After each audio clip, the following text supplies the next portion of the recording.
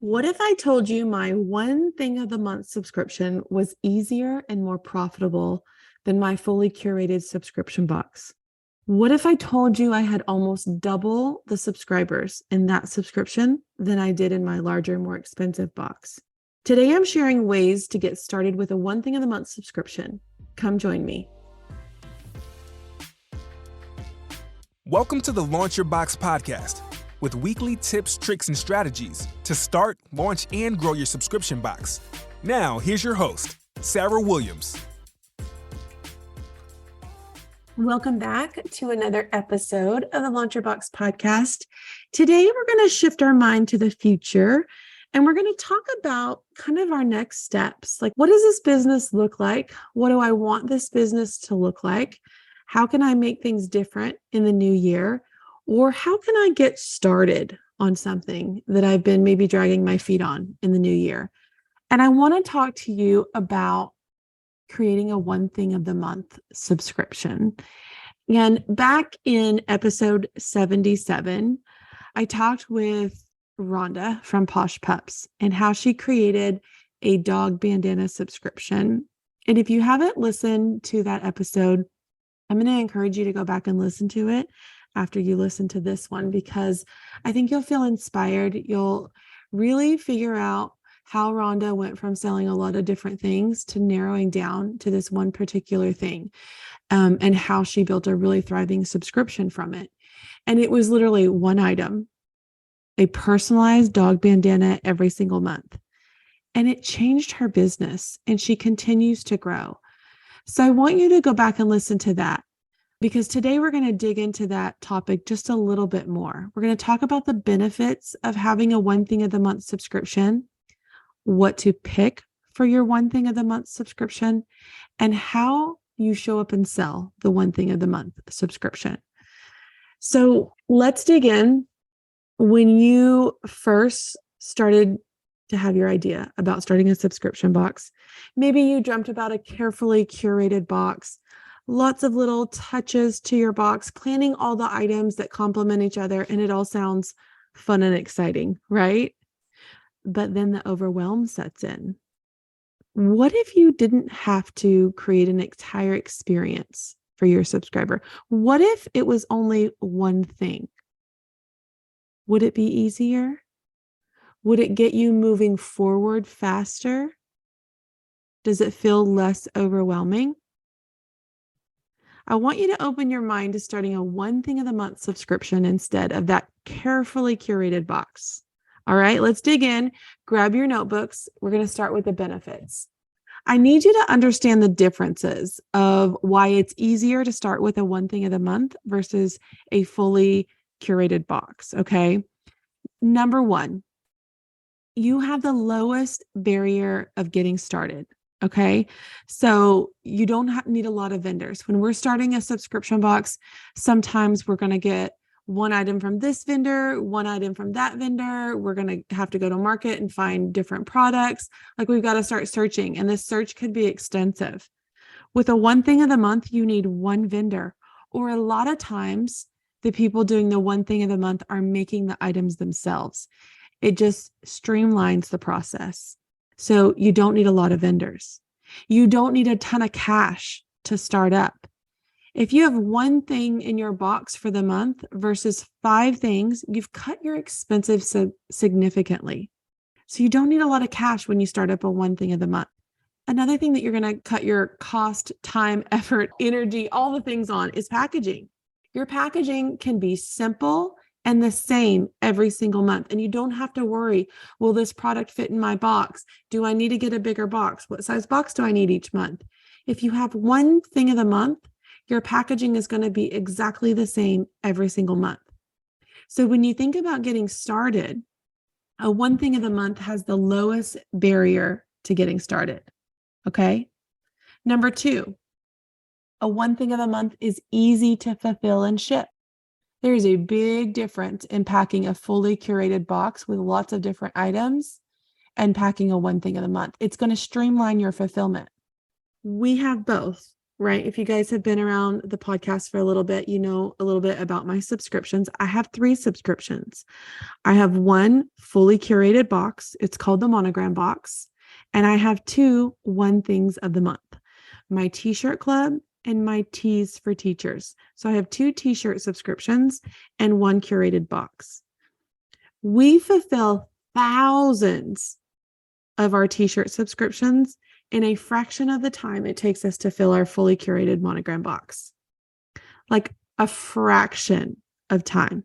It is one item, one box, fewer touches. When you think about that fully curated box and how many items are going to go in there and how many times we have to touch that box, it's a lot of touches. It's a lot of time. It's a lot of labor. Our one thing of the month, super simple. We get thousands of those out in literally a half a day. Easy to fulfill and ship. Number 3, higher profit margin. Would you be surprised if I told you that my one thing of the month has a 20% higher profit margin than my more expensive customized box? Like it does. Sometimes it blows people's mind because it's such a smaller dollar amount, but it has such a higher profit margin because I don't have to deal with all the extras. I don't have to deal with different types of filler. I don't have to deal with, every item that you add to that box keeps adding more and more, and your profit margin gets less and less. But if I know I'm doing one thing of the month, typically that item is going to be the same cost from month to month, right? So I know what to expect. With these curated boxes, my things cost different. Different items cost different dollar amounts. And so it's a balancing act of the budget every single month with the curated box, because I got to make sure I don't go over budget. I got to make sure it feels full. I got to make sure all of these things happen and line up. But it's super streamlined with my one thing of the month because I know exactly what my costs are and my profit margin is able to remain high. Plus it's less labor that I have to pay, cutting into my profit margin. Plus, I get to use cheaper packaging. I get to use a poly mailer instead of a cardboard box. I mean, we're talking 35 cents versus $3. That's a huge savings. Plus, I get to spend half the amount on shipping because it's such a light item. So I want you to think about a one thing of the month and how it relates to your profit margin. Are you sold on this yet? Let's talk about what that one item of the month could be. So if you're already a store owner, I want you to think about what is your best selling item. And then think about what do people repeat buy. So whether you have a brick and mortar store or you have an online store, what do people come back for? Okay. Do they come back and buy a particular item month after month? Are they going online and buying multiples of items, a particular item? Think about what people repeat buy. And then I want you to think about what people are constantly asking for more of. So what do people ask? I want more of this. Think about what that is. So if you've been thinking about your subscription box and maybe you haven't launched it yet, or maybe you've been in business for a while with your current subscription box and you're thinking of maybe I want to change to a one thing of the month, or maybe I want to add a one thing of the month. And you're thinking about what could I put in it? What is one thing that they would get or could get every month that could be your one thing of the month? Let's talk about different one thing of the month's items that our members have. Let's talk about Christina. Christina's subscription is called Just Pizzelles. Now, I opened Christina's box a while ago during our monthly box openings. And I was intrigued by the fact that it was called Just Pizzelles. But when I opened her box, it had more than just pizzelles in it. And as I unraveled, these pizzelles are beautiful. They were beautiful. They tasted amazing. They looked awesome. But she had some other stuff in there. And I questioned her about why she had some other stuff in there. Why did somebody that was buying something that was just pizzelles need these trinkets or extras in this box? To me, it cheapened the value of that box. It cheapened those pizzelles. They're beautifully handcrafted gourmet pizzelles. And there were other things in there that weren't necessary, and it cheapened them. And I know it cost her money. It reduced her profit margin, and they did not add value to her box. And so after that box opening, she said, you know what? You're right. I'm going to do just pizzelles. That's what the name is. That's what my customers want. They don't want the extras. Hear me say that. So many times we get caught up in putting extra things in because we feel like it creates extra value. But what we don't realize is that we're creating, not only lowering our profit margins, giving people something that they don't necessarily want. That stuff stacks up. And when I get a bunch of stuff that I don't want and I don't use, it feels wasteful. And it feels like I need to cancel my subscription. If I just am ordering your box for the pizzelles, that's all I want. I'm going to eat them and I'm going to be ready for the next box. So I want you to think about that when you're putting your subscription. And she has just pizzelles. So you get a box of pizzelles every single month. Let's talk about Misty from my mastermind. She has a t-shirt of the month subscription, same as I do. She sends out a t-shirt every single month. That's it. And her membership, her subscription is growing and growing. Let's talk about Shaylee. She has a Sin of the Month club. So they're non-toxic candles. So every single month she sends you a new scent, Sin of the Month. You surprise, here's your new candles. Here's your scent of the month. That's all they need. They don't need extras. They don't need decorative stuff. They love candles. They love her non-toxic candles. They don't need the extras. The extras are just going to pile up. Let's talk about Brenda, who has a greeting card subscription. You get 5 cards a month. That's it. She doesn't send you pens. She doesn't send you stickers. She doesn't send you a bunch of stuff that you don't want or need. She sends you the greeting cards. Let's talk about Monica, Earfluential box. She sends you 2 pairs of earrings. Every single month you get 2 pairs of earrings. No bracelets, no necklaces that match, just earrings. Because if she started to send me necklaces and I love her earrings, I might cancel because I don't wear the necklaces. I don't like to wear necklaces. I'm an earring girl. So stop sending them stuff that they don't want, cutting into your profit margin and creating a reason for them to cancel. Let's talk about Rosa. Rosa has a monthly baby onesie, 1 each month. The little romper, some might call it a romper or footy pajamas, the little onesie. How great would it be to get a new high quality onesie every single month for your baby, for your ever growing baby? She sends you a friendly text each month asking if the size have changed. Convenience. Hello. How great is that? Jonica, goodie of the month. Jonica has a bakery box. That's her fully curated box with lots of different things in it. And then she has a goodie of the month where she sends 1 item, multiples of that item, but you don't have all the stuff in the bakery box, all the different stuff. It's the one thing. Goodie of the month. Tiffany, door hanger of the month. Tiffany hand paints beautiful door hangers. And she makes 1 every single month for her hundreds of subscribers. 1 thing of the month. She doesn't send you extra stuff. She sends you 1 door hanger every month. Let's talk about Christy, Washi Love Club. She sends you washi tape. She sends you a couple different ones, but she sends you washi tape. She doesn't send you extra stuff. She doesn't send you papers and pens and markers and things like that. She sends you washi tape.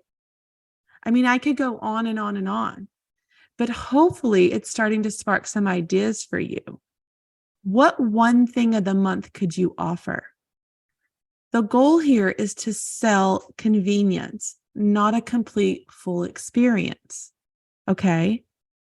And so let's talk about how we sell these things. So when we have a 1 thing of the month, we have to sell that it's fun. There's a no frills way to treat yourself every single month. Stop buying boxes full of stuff you give away. This could be our sales tactic. Get exactly what you want every single month with my 1 thing of the month. It was a big realization for me when I was starting my t-shirt club. I did a survey and asked them, tell me your favorite thing from the whole year. Tell me your least favorite thing. Like I was trying to get, an idea of what they loved, what they weren't too excited about. I did a survey. I said, tell me what you want more of. And 85% of the people that took that survey told me they wanted more t-shirts. They loved my t-shirts, but I couldn't afford to put a t-shirt in every box because it took away so much of the money that I needed to buy, the big item for the box every month. So I decided to do the one thing of the month. And I also had people tell me, I love your t-shirts. I wish I could just get a new t-shirt every month instead of all the stuff. I don't use all the stuff. So there were people that wanted every single thing in that box every month. They wanted the ultimate subscription. And then there were people that just loved the t-shirts. And so I said, okay, let me just do a t-shirt club. Let me give them one thing of the month. And then they had the option of getting everything in their ultimate box or just the t-shirt of the month. And I was worried. I was nervous that people would take the one thing of the month over the ultimate box, but the ultimate box was $70 and my t-shirt club was $20. And I thought, man, I'm just shooting myself in the foot with revenue, with sales, because I'm telling them to cancel their $70 box and get their $20 box. And that's not what happened at all. People added it to their subscription. Those ultimate subscribers wanted everything. But I was losing subscribers month after month that just didn't want all those things. They just wanted the one thing. So if you already have a subscription, I want you to think about what's the main thing in your subscription box that people just love every time you put it in there. And maybe you don't do it every month. Maybe it's once a quarter or every other month you give them this one thing and they just rave about it. Could you turn that into a one thing of the month? Do you have something consumable? You show up and sell that it never runs out. You always have a replacement on hand. Try something new each month with new flavors, new scents, something like that. Sell it as a convenience and something fun. So many people cancel. And the number one reason people cancel their subscription, they always say financial. They're trying to save money. They're trying to cut back. So if we have a subscription that's $70 and it's nothing that anybody actually needs, it's all wants, like my subscription. Nobody needs anything that I sell. It's all fun. It's all wants. So if somebody has to cut back, somebody needs to cut back for other things, they don't have to completely stop you. They can afford the $20 a month subscription. That's what they really love anyway, those t-shirts. So how can you win back the people that have canceled for financial reasons with a smaller one thing of the month offer? Sell it as convenience. Sell it as something fun. The one thing of the month subscription can be easy and profitable. And maybe you're maxed out with how many subscribers that you can take because of space, because of labor, because you're overwhelmed by it. You can't grow, but you want to grow. You don't have to take on more subscribers with all the things. Start a one thing of the month. I want you to start brainstorming. Start brainstorming all the different ideas you have in your head right now as you listen to this episode. If you're out walking, if you're in the car, make some voice memos to yourself while it's fresh on your mind. And then you're one step closer to launching your subscription, whether it's one thing of the month or the fully curated box. We got to quit sitting on our ideas and making the steps to move forward.